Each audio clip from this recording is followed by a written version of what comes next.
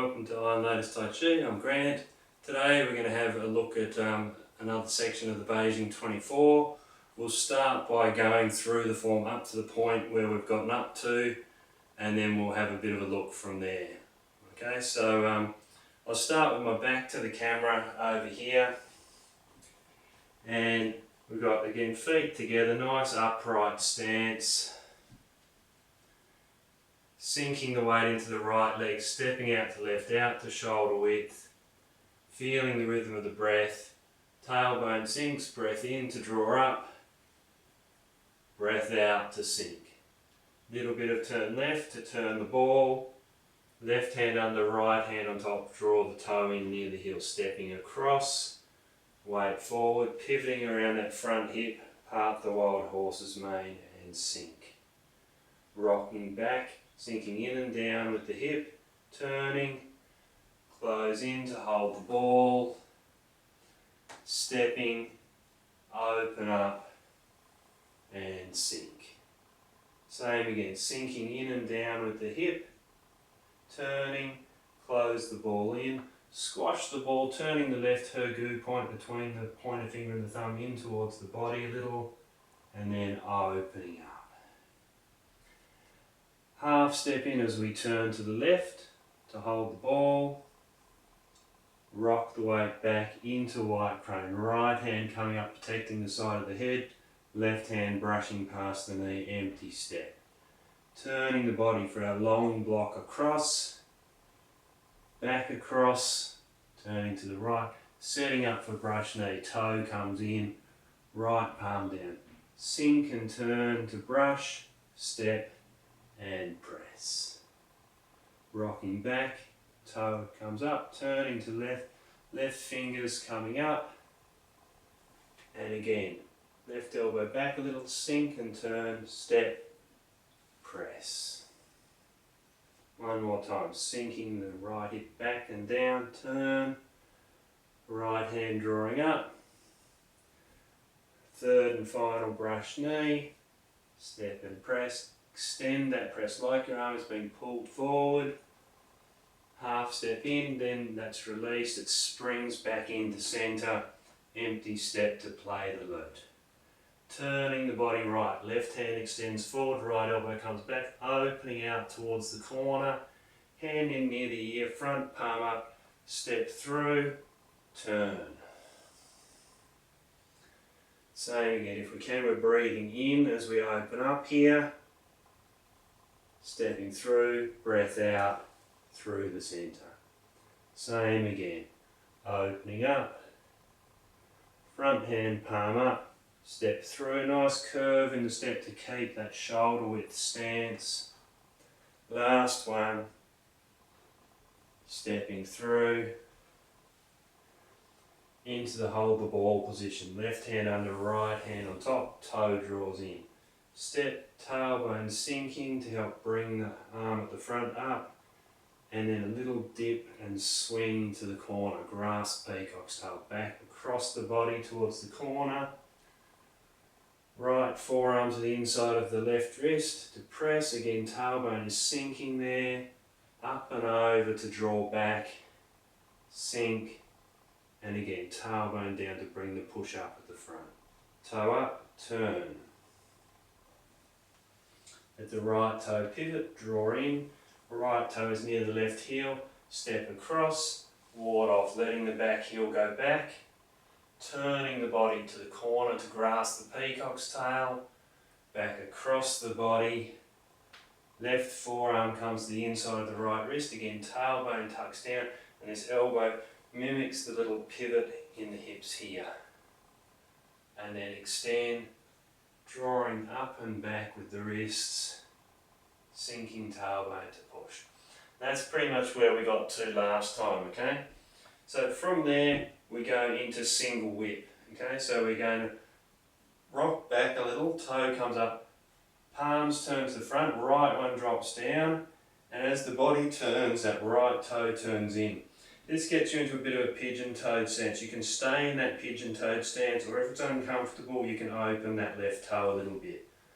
Okay, we turn the body, hands pass like cloud hands, back across the body, and then out to the corner, form a hook. Left hand comes past the face, step across, turn the body and sink. Okay, so we'll just do that little piece again. We might actually break that down into a smaller piece because there's quite a lot going on there. So from the end of our push,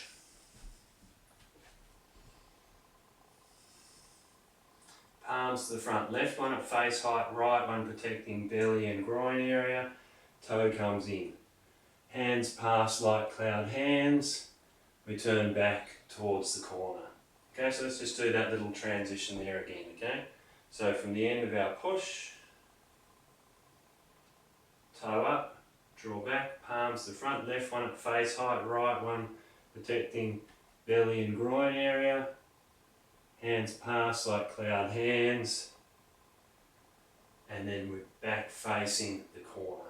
Okay, one more time. This time we'll put on the single whip at the end of that. Okay, so again we've done our push. Right, left hand at face height, right one down low. We turn the body. Brings the arms back across.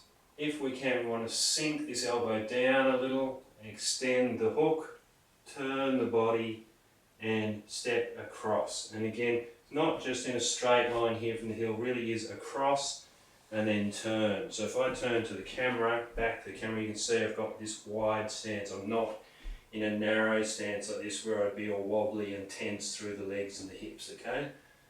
Alright, so we'll just do that one more time. And always try and get one bit before we move on to the next bit. So you probably want to rewind and have a look at that bit again before you move on, okay? So we've finished our push. Palms to the front, the weight rocks back a bit, toe up. Turn the body into that pigeon-toed stance. Body winds back to the right. And here, down into the elbow, hook out to the corner. Left hand blocks past the face, step across. Back heel turns and sink. Okay. Next little section is the transition into cloud hands. So we bring our weight back a little, left toe comes up. We drop our left hand down again. As we turn, that's blocking, protecting. And our hook in the right hand dissolves. We extend out for cloud hands and turn the body, step in. Okay, once we're into cloud hands, most people are pretty good. Okay, we turn the body, left one's at the top as we're turning left, right one's at the top as we're turning right, left one at the top again. And at the end of the cloud hands, it goes into the single whip move again. So again, we wind the body up, we sink down into this elbow, form our hook, left hand past the face, step across, turn the body, sink. Okay, so let's put that together. Actually, no, let's just do the transition again from the first single whip. So first single whip, we're in this position, toe up, turn the body, hand and toe follow that turn. Extend out, hands pass, step in. Okay, so we'll do that transition again, and so from single whip again, the first single whip, we're here, rock back, toe up, left hand comes down, turn the body, extend out to the right, into cloud hands. We do the cloud hands 3 times.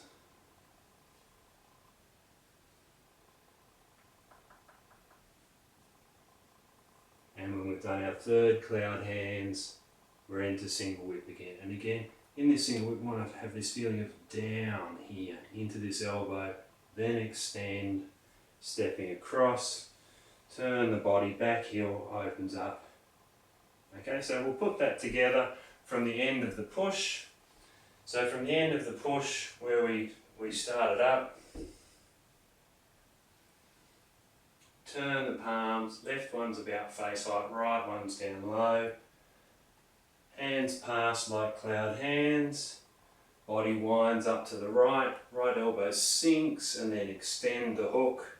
Step across. Open the back heel and sink. Single whip. Left toe up, turning the body. That left hand comes across. Both hands extend out to the right.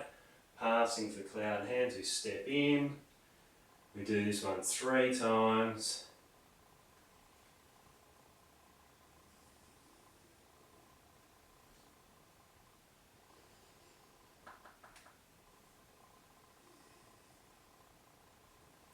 After our third cloud hands, into single whip again, elbow down, then out to the hook, step across, and into single whip.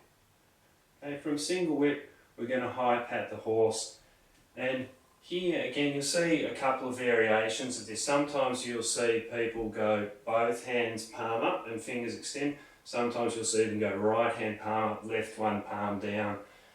And I've trained with different masters who do it different ways. I like to go palm down with this one at the front, because it feels to me then that it's in a position where the next move it comes in, it could be locking and spiralling. If it's already palm up, it feels to me like it just lacks a little bit of oomph, okay? But again, it's not critical whether they're both palm up or one's palm up, one palm down, okay? So from our single whip position, make sure you are in a shoulder width stance. We're going to expand both arms. Little half step in, drop the weight into the right foot, and high pat the horse. Extend. Okay, so here we want a really clear feeling when we're doing this coming back in, that these are working together. This is pulling someone in, or or creating a lock, and this is over the top to strike.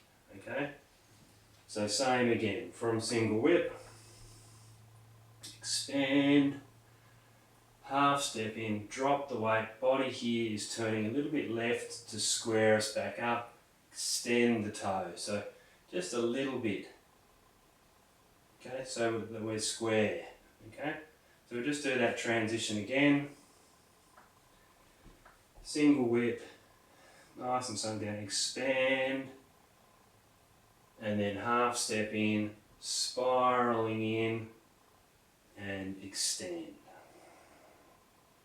Okay, our next little move, we draw in with this right hand, and again, rather than just doing this with the arm, we want to try and turn the body to bring it in, so the body leads, okay?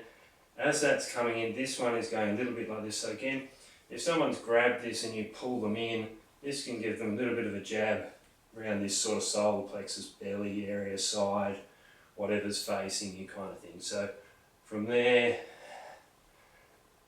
and in application that might look like, rather than just here, but that's the intent there, is that this one is pulling in, this one is exerting, okay?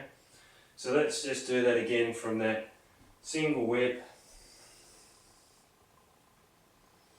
and expand out into the fingers, half step in, sink the weight right, body squares up,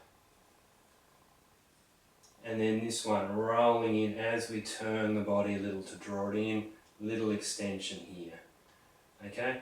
And we'll just do one more move and we'll make that enough for this one, okay? So we're just going to, because our body's a little bit to the left here, we're just going to take a little step to the left, and we're going to press. As we press, tailbone sinking to bring this press up. So this is a defensive position, often called a butterfly block, this sort of position, or often like that, okay?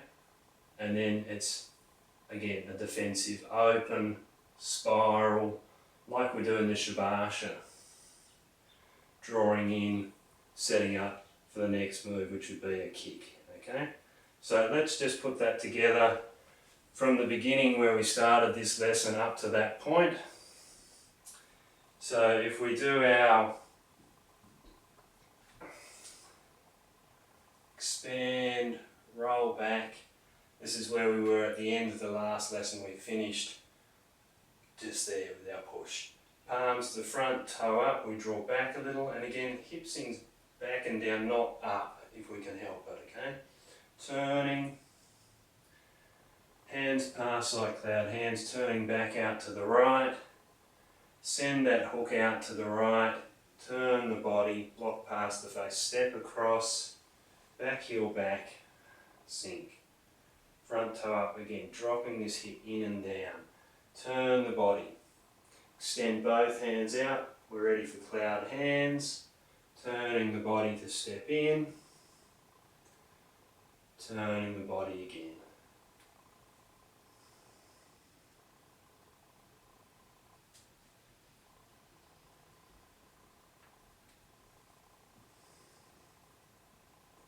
After our third one, body winds up, elbow down, hook out to the corner, left hand past the face, step across, back heel back and sink. Expand, half step in, heavy into the back foot, high pat the horse, extending the foot, drawing in, turning a little left to draw that in, and then onto the heel, little step, and tailbone down to bring this up at the front, then opening, and we step into centre, crossing the wrists, weight in the left foot, ready for our kick, which will go out here, okay? And that'll probably do us for today, okay? So, yeah, I'll put another lesson up soon covering the next bit. We're getting close to the end of the form here, and again, do really try and get each bit solid before you move on to the next bit. Okay, hope you've enjoyed it, it's been helpful. And if you have, like, share, subscribe, all those sorts of good things. Make a contribution if you like to. Always much appreciated. Thank you for joining in.